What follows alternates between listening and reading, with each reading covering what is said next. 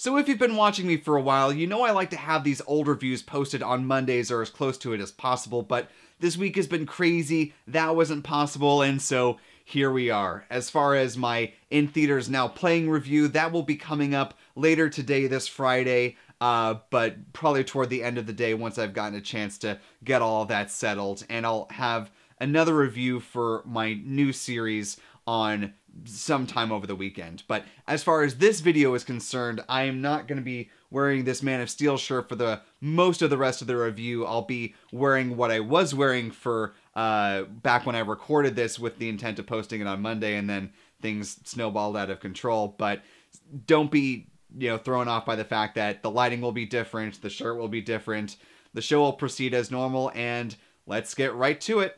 From the old movies of 30 years ago and beyond, to the world of the new films of the last 30 years.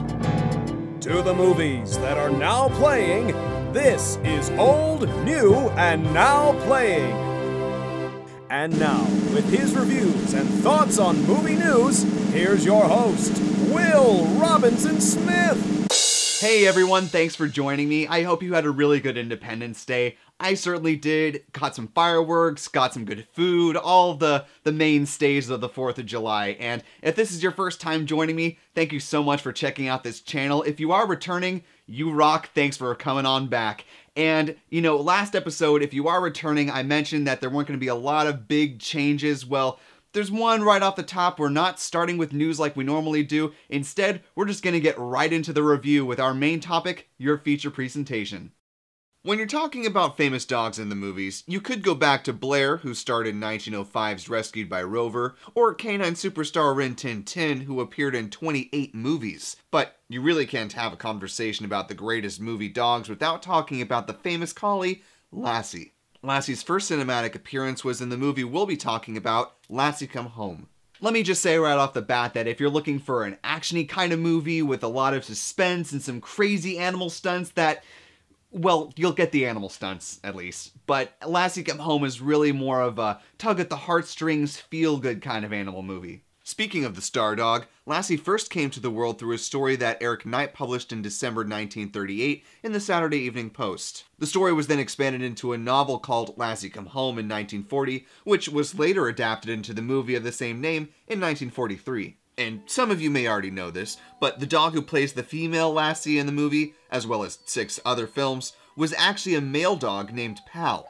His descendants would carry on the mantle of Lassie through other movies and TV shows after he died, but he was the one that got the ball rolling. The story is about the poor Carraclough family whose most prized possession in the world is their long-haired collie Lassie. Lassie is best friends with the child of the family, Joe, played by Roddy McDowall, and if that name rings a bell, that's because he played Cornelius in the original Planet of the Apes series. Here, we see Joe and Lassie as the best of friends.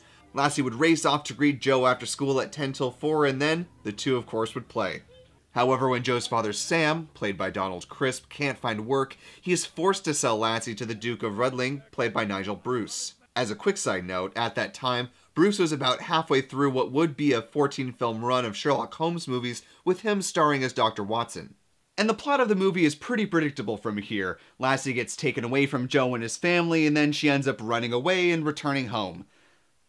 That's pretty much the plot of the movie. But it's really not about a dynamic story or witty dialogue. Like I said, this is more of a feel-good kind of family-centric loyalty movie that just tugs at your heartstrings, and it just gives you that warm, fuzzy feeling inside. Oh, and it's about animal tricks, too. Unlike many human actors, either today or in years past, Pal, the dog who plays Lassie, does all of his own stunts. In fact, that's actually what landed him the gig. There's a scene later in the movie where Lassie has to do a lot of swimming, and it's shot in California's San Joaquin River, and I won't visually spoil it for you, but it's a really cool scene to actually see within the context of the movie and see what Pal can do as a stunt dog. And originally when Pal was brought into this motion picture, he was brought there to just do the stunts. But when filmmakers saw what he could actually do and the vast array of tricks that he was able to perform and the fact that he was also really personable on screen, they said, that's the dog. In fact, the movie was intended to be a lower budget black and white film, but because of Pal's performance, it was bumped up to a full Technicolor film, which ended up being a smart move since it was also nominated for Best Cinematography Color in 1944. And while this wasn't Elizabeth Taylor's theatrical debut, this was her first time working with MGM, who went on to work with her for another 17 years. I thought she did a fine job in this movie. The role is nothing extraordinary, but she did have a nice rapport with Nigel Bruce's character. She plays his granddaughter in the movie and helps to look after Lassie after she is sold.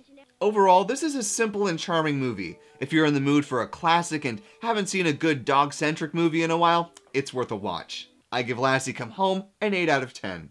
So I found this movie in a collection of 4 different Lassie films at my local Dimple Records, but if you don't want to actually buy this yourself, you can rent it through digital streaming services like Amazon Video, and I think Vudu has it as well, and just check it out there. And before you say, wait, this episode is ending with no news at all, well, just hang on. We're going to get to that right now with our brand new movie news segment, Newsflash. We'll put up a minute-long countdown clock here, and then I'll list off some of the big stories of the last few days, and then afterwards, I'll give you my take on that. Ready? First off, let's talk box office. The Disney Pixar movie Finding Dory crushes again with an additional $50.2 million over the 4-day weekend. Newcomers The Legend of Tarzan and The Purge election year come in at second and third with $45.6 and $34.8 million respectively. And the top 5 rounds out with the other new movie, Spielberg's family film The BFG, making $22.3 million, and Independence Day Resurgence pulling in $20.2 million. On a sadder note, 2 award-winning filmmakers have died. Michael Cimino, the Academy Award-winning director of The Deer Hunter and Heaven's Gate, died at the age of 77 on Saturday, according to Screen Rant. And award-winning Iranian director Abbas Kiarostami died on Monday at age 76, according to Variety. And wrapping things up on a lighter story, the new R-rated Seth Rogen-led movie Sausage Party dropped a great 4th of July spot, asking people to destroy their grills because grills kill. Zzz.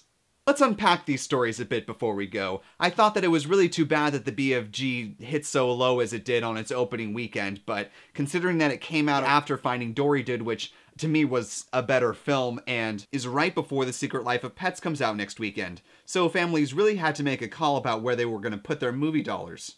As for the passing of Michael Cimino, obviously 77 is a relatively young age to die at this point in time, and so it's unfortunate that he passed when he did, but as far as his best known work, The Deer Hunter, is concerned, it's one that's on my bucket list, and certainly I'll take the time to sit down and watch that, work that into my review schedule so I can give you guys my thoughts on that movie when I finally get the chance to see it. As for Kiarostami, he admittedly wasn't someone who was on my radar growing up, but from what I've read, he created many important and artistic films that I hope to explore and will certainly share my thoughts on at a later time. As for our final story, this is a really great spot for Sausage Party. I was busting up watching the Red Band trailer and the tone of this PSA was perfect. I'm really looking forward to seeing this on August 12th. Oh, and the Man of Steel shirt is back. Well guys, that will do it for today's episode, and let me address something real quick before we wrap things up. You might have noticed that a couple of the clips in this review were a bit out of focus. Well, apparently Sean Penn back there is photorealistic enough to steal the autofocus away on my camera, so definitely be watching out for that in the future of these reviews. But just so you know, that's what happened. And that will do for this episode, you guys. Thank you so much again for watching. If you like this video, please give it a thumbs up. That would be super helpful. And if you'd like to stay up to date on everything that we have going on here, just go ahead and click that subscribe button below. Leave your thoughts, of course, on Lassie Come Home. I want to hear all about what you thought about the movie. And what are some of your favorite pet-themed films? I want to hear all about those as well. And guys, I'll be back later today with my thoughts on Secret Life of Pets, and as I said before, my other review of the Studio Ghibli film The Cat Returns will be up at some point later this weekend. Guys, thanks for watching one last time, and I'll see you later today.